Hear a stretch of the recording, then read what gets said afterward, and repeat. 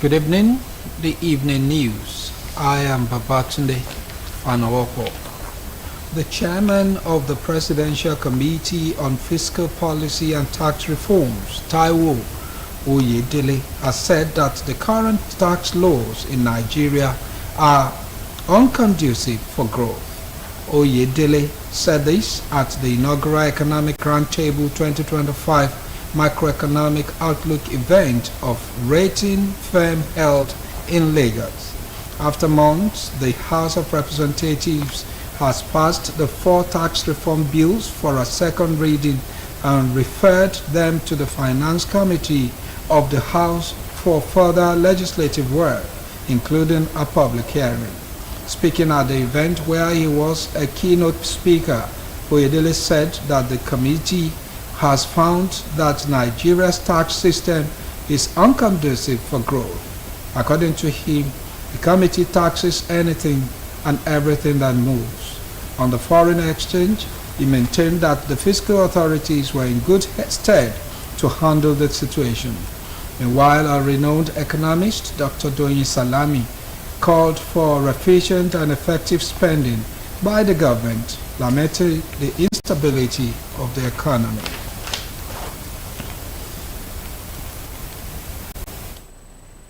Governor Ademola Adeleke has assured all stakeholders in the forthcoming local government elections slated for February 22nd of non-interference from the state government. The governor, who hailed the peaceful campaigns by various political parties ahead of the elections, urged candidates across party lines to sell their agenda to the voting public instead of resorting to violence. He noted that his government is committed to a free and fair elections, while commending the preparatory activities of the electoral umpire. He assured that the Commission will conduct credible elections. In a statement by his spokesperson, Malam Olawale Rashid, the governor extols the level of literacy of Osho people, which is all-time high, and by implication, the state is not a place where residents can be lied to. According to the governor, the people can read and digest court rulings and cannot be hoodwinked by political subjects. While noting that Nigeria is a nation governed by law, the judiciary being the harbinger of hope for the common man, the people must avoid misrepresentation and misinformation about court processes. The statement further reminds the people of their sacred duty to avoid fake news, which is an offense punishable under the law, while warning elements within the opposition with the intent to foment crisis in Osun State to desist because of its grave consequences. The governor states that as the Chief Security Officer of Osun State, he has directed security agencies to deal decisively with any promoter of violence within the context of rule of law, as he will not allow the state to be plunged into a baseless conflict. While noting that democracy is about ballot papers and not guns and cutlass, the governor re-emphasized the capacity of his government to defend the country's democratic heritage, while urging the people to go to the poll on the 22nd February peacefully to make their preference known. Alhaja Mewolaka Fashakin, an online critic of Governor Ademola Adeleke, has expressed satisfaction with the level of development Osun has attained in just 2 years and few months that the governor has been in the saddle, warning the opposition to be reasonable with their campaigns against Governor Ademola Adeleke. Somebody listened to me when I was criticizing Governor Ademola Adeleke when he was campaigning for governorship. Thank God he became the governor, because Osun State has never had it better. From the health sector to the education to the agriculture to every sector in this thing, we have never had it better. It's indeed a Mole time, and I pray, I hope it will continue for a very long time. Alhaja Mewolaka said her wish to fact-check What Governor Adeleke has achieved in all areas was ignited by the level of denigration of the person of the governor, his administration, by the main opposition in the state. She speaks further. Wasn't a personal thing. It was because of the impression that I had about him. I think it was because I believe he's a socialite. He wouldn't want to attend to the plight of the citizen. But to my amazement, after a few years or few months in the office, I started seeing the good things he had been doing for these people of Osun State, and which had never happened before. Even in the so-called parties that I used to believe in the so-called elites, the serious one that I believe will be the one that will have saved Osun State. So seeing his good works, seeing the new constructions, what he had been doing in X sectors, what he did concerning the NLC, the Labour Council, and the way he had been taking care of the masses in Osun State. That was what made me change my mind. I rather say I was pushed by the opposition party to do such. What? Because I was bullied for writing a simple post that says this man seems to be performing beyond my expectation, and I was bullied for that. I was called a liar, which made me decided to find out the truth. I am not getting to Osun State. I realized you people have something called fact check. So I just joined it. I keyed into the system, and it's been wonderful. The next in the series of the weekly Yoruba simulcast program, which promotes the activities of Governor Ademola Adeleke's administration on Osbc channels, takes the air tomorrow at 6:30 in the evening. The guest is the Permanent Secretary, Local Government Pensions Board, Alhaji Ibrahim Akibu. However, discussion on this week's episode will focus on how local government retirees are faring under Governor Ademola Adeleke's administration. Listeners and viewers will have the opportunity to contribute dialing the studio line when the program is on live. The role of transformative guidance and counseling practices in mitigating crimes and maladaptive behaviors among the youths cannot be overemphasized.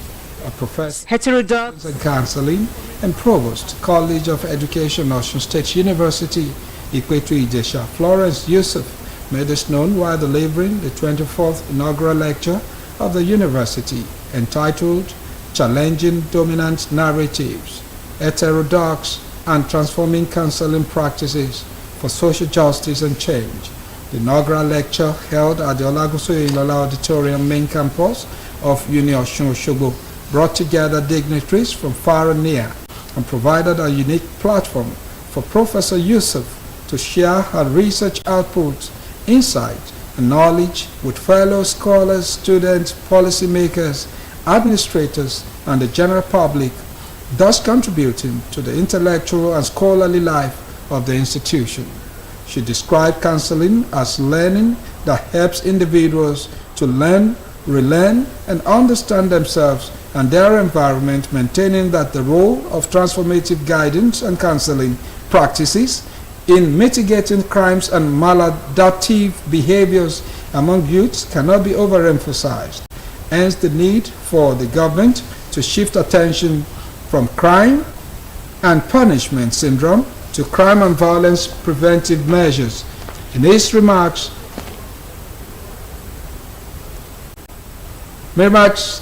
Chancellor of Osun State University, Professor Clement Adeboye, expressed appreciation to the government, the governing board of the school, and traditional rulers, fellow scholars, as well as everyone who honored the institution with their presence. A 2-kilometer health and wellness walkout put together by a non-governmental organization, the Sam Oyus Foundation, hosts tomorrow at the headquarters of Ife East Area Council, Modakeke, Osun State. According to the foundation chairman, Honorable Samuel Oyedotun, who currently serves as the chairman of the Osun State Water Corporation, The Walk to Live with Sam Oyus the Champion is aimed at promoting health, fitness and community wellness. Honorable Yedotun explained that the Sam Oyus the Champion Walk to Live exercise will start by 7 in the morning at Obande Modakeke and end at the Ogunsuas Palace Modakeke, where the participants will be provided refreshments and entertainment. The 2-in-1 program will be preceded by health screenings to be conducted by qualified and experienced medical personnel who will also educate the people on how to achieve and maintain healthy living. While saying that the Walk to Live with Sam Oyus the Champion is open to all community members, Honorable Yedotun added that special recognition will be given to outstanding participants, including the oldest and youngest walkers. The 26th edition of Osbc Day celebration and the launch of 500 million naira fund for community development will hold tomorrow morning. Venue of the program is St. Peter's Primary School, Osbc. A statement by Osbc Development Union under the leadership of its president, Pastor Remy Abidogun, indicates that special guest of honor are the Osun State Governor, Senator Ademola Adeleke, and the Minister of Marine and Blue Economy, Alhaji Adegboyega Oyetola. Other guests expected are Alhaji Bola Oyebamiji, Senator Ajibola Bashiru, and Honorable Oluwole Oke, as well as Honorable Teslim Igbalai. Other dignitaries were Honorable Wale Egbedun, Senator Olabubi Ajagunla, Honorable Maruf Adewale Gangare, and many more. Royal guests expected are the Atauja of Oshoboland, Aragbiji of Iragbiji, among others. Service of songs and night of tribute in honor of late Mrs. Deborah Akere Nifashoro holds this evening at RCM Primary School playing field, Iloro, Igbajo. Released by one of the children of the deceased. On behalf of the family, Honorable Sunday Akere says funeral service comes up tomorrow morning at Emmanuel Baptist Church, Okeoja, Igbajo, while reception follows at the Community High School playing field, Igbajo. Mama Deborah Akere Nifashoro passed on at age of 91 and survived by children and great-grandchildren. The final home journey of late Princess Ruth Bojubola Oyetola begins today with a line in state at her residence number 30F, Isoko Road, Oyetola Compound, Agurodo. In a release issued by the family, Prince Ruth Bojubola aka Iya Ideure bids the world goodbye at age of 101. Christian wake holds this evening at Baptist Day School Field, Agurodo,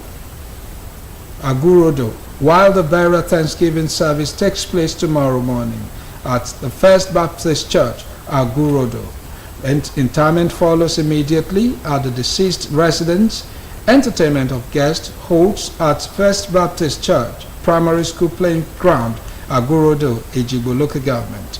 Late Prince Ruth Bojubola Oyetola died on the 17th August last year and was survived by children, grandchildren, and great-grandchildren.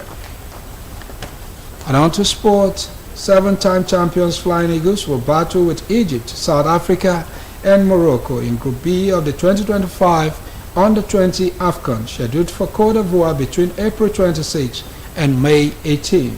The draw for the tournament was made at the CAF headquarters in Cairo, Egypt, and it's the second consecutive time Nigeria will be in the same group as Egypt in the competition. And on the foreign scene, the remains of 14 South African peacekeepers who tragically lost their lives in the Democratic Republic of Congo were repatriated to South Africa. The soldiers were honored with a ceremony at the Air Force Base in Pretoria. While addressing the ceremony, President Cyril Ramaphosa paid tribute to the soldiers' bravery and sacrifice. And with that, we've come to the end of the evening news on Osbc TV. Join us at 7 for the major report. Good evening.